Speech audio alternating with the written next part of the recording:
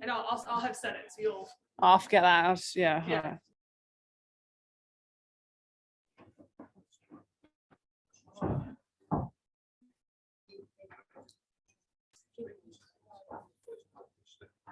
How was your travel here? Good. Smooth? Yeah. Good. Not too bad. Hey, how are you? Good. Yeah, it's nice, isn't it? Once I heard you.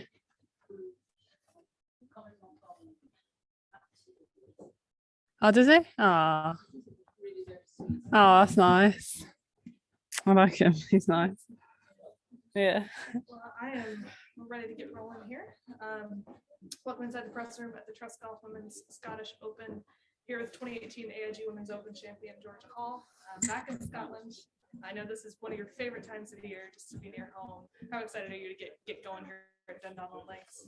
Yeah, extremely excited. This is my favourite venue of the Scottish Open that I've ever played. So I'm really happy to be back here 5-6 years later. I had some really good finishes here. I mean, a while ago, obviously, 2016 and 17. So yeah, really happy to be back in Scotland. And yeah, for 2 weeks. Just tell me about this golf course. Obviously played well around it. Saw it again today. Just how good is it to be back here, and what do you think of the golf course? Yeah, really nice. I really love the changes they've done. Obviously the clubhouse as well, fantastic improvement. It just makes everyone have such a good week, and obviously the weather, you never know what's going to happen. But yeah, hopefully there is a bit of just Scottish weather. Today was really nice in the Pro-Am and had a lot of fun. Looking forward to getting started tomorrow morning. It's been a big year for golf in Scotland, and you actually got to be part of it at the 150th Open at the Celebration of Champions. Just tell me what that experience was like. I mean, the picture on the bridge was one that obviously you'll never forget that moment, but yeah, what was that experience like? Yeah, it was awesome. Just to be part of that as well, and to have 4 or 5 females winners play is very special and really big for women's golf. Obviously really honoured to be in that group, and really thankful to RNA and all the other guys for putting me in that group as well. And it was one of my dreams to play with Tiger, and definitely going to get that picture framed sooner rather than later for sure, and definitely one of the best moments of my career. They say never meet your heroes, but I'd imagine you were happy to meet your hero that day. I mean, what was just to finally get to do something that you've dreamt about your entire life? What does that feel like? I mean, incredibly special. I'd never thought I'd get the chance, to be honest, especially as he is kind of getting to the end of his career as well. And at St Andrews as well, probably the last time he'll be there. I was just trying to make contact with the ball on the first tee, so I was very happy I played well those 4 holes. Let's just chat a little bit about your game. Obviously played the year's 4th major last week at the Evian. Played really well in the final round to get yourself inside the top 10. What did you find at Evian that really worked for you in that last round? Yeah, I mean, to be honest, I've been playing pretty much like that all year. I've had really consistent results, really good results, especially for the first half of my year. Sometimes that's not strong. But yeah, I had a really strong weekend. I have done a few times there at Evian. I think I've had 3 or 4 top 10s out of 5 years. So I really like the golf course and I play well there.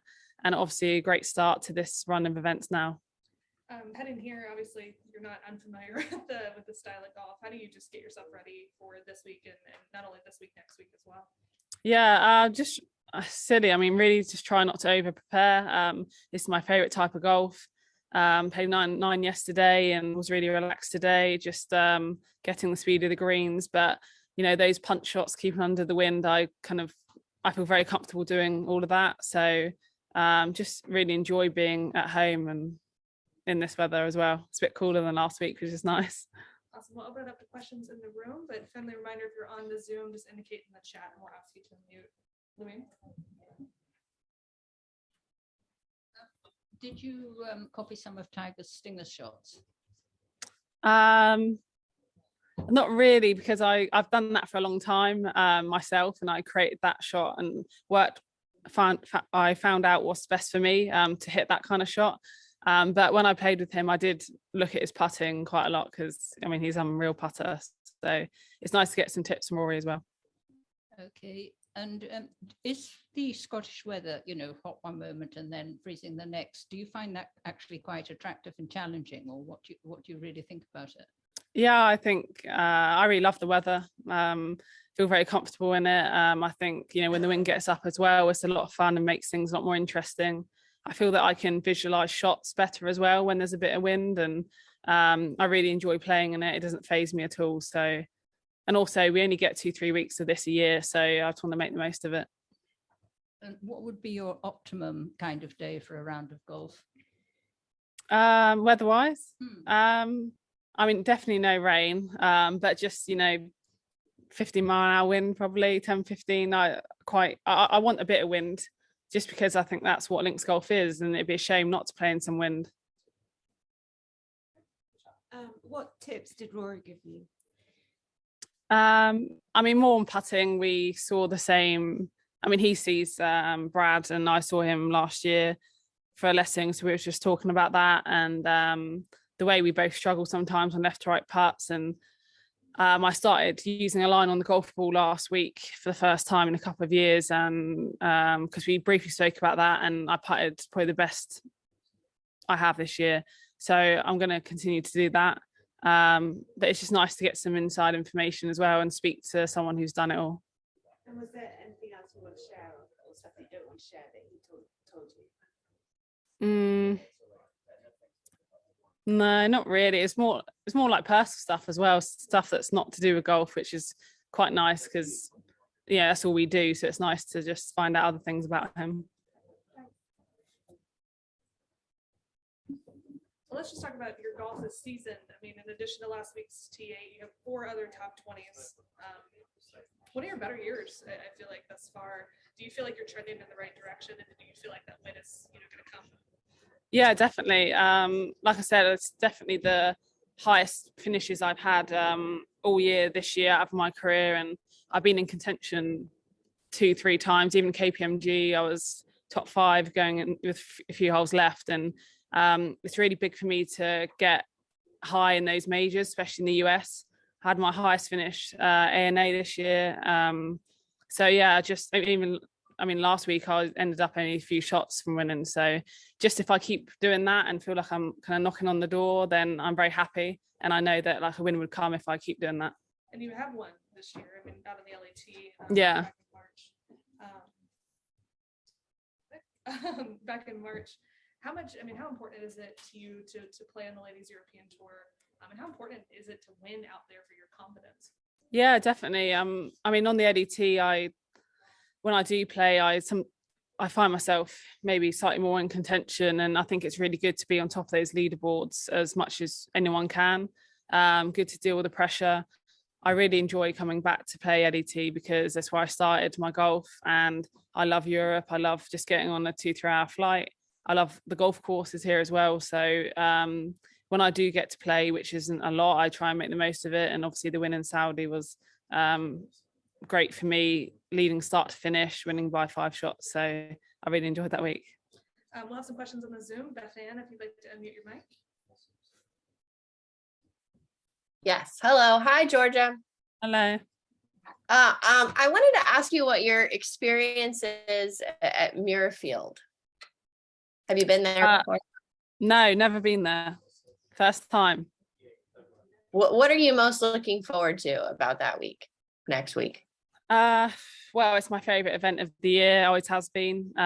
Wherever we play, Muirfield. I've heard a lot of great things about the course. I heard it's one of the best from other players and people that I've spoken to. So I think it's definitely what women's golf needs is, for us to play the best golf course in the world, and to play the first women's professional golf event there is going to be really big for us. And yeah, just have my friends and family there as well is quite rare for me. So I really enjoy the week as it is.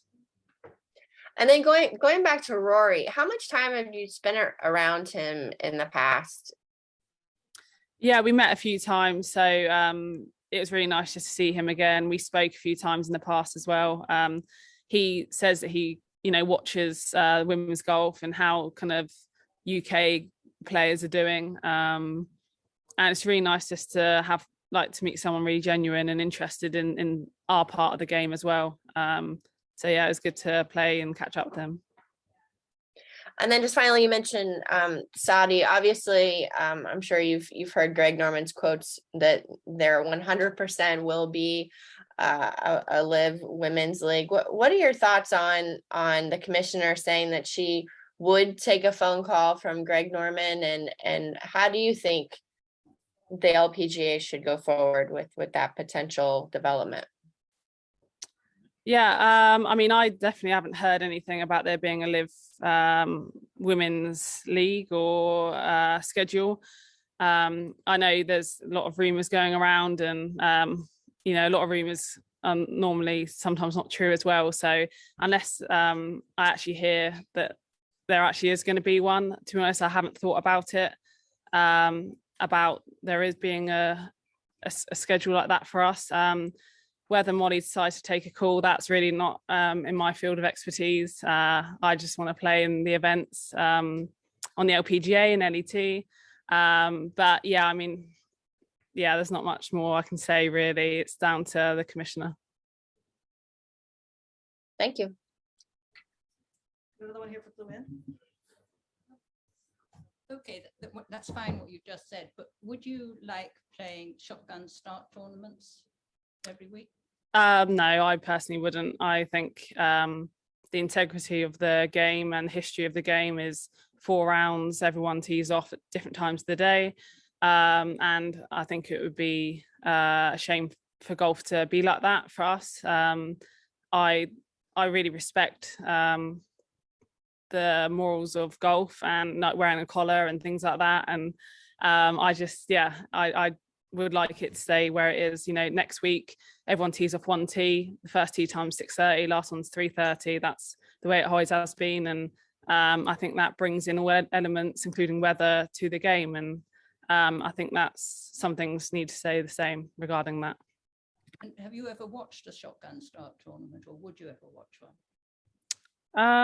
Would I watch one? Maybe, yes, but I never have, because it's quite rare for us in the game, men's and women's, for that to happen. Mm-hmm. Thanks. Perfect. We'll just start to wrap it up here.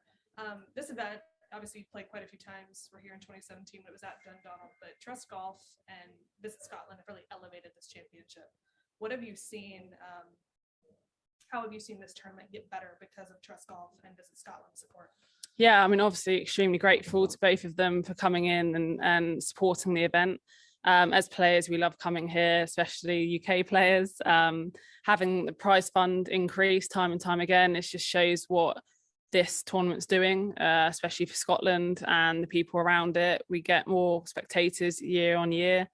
And it's one I certainly would never miss regarding anything. So, and even the Pro-Am today, you just see so many cool people come out to support. And yeah, I mean, we're really happy to be here, and you can see from the size of the field, the strength of the field. You know, this is as strong as probably next week, and it's for that reason as well. So very happy to be here.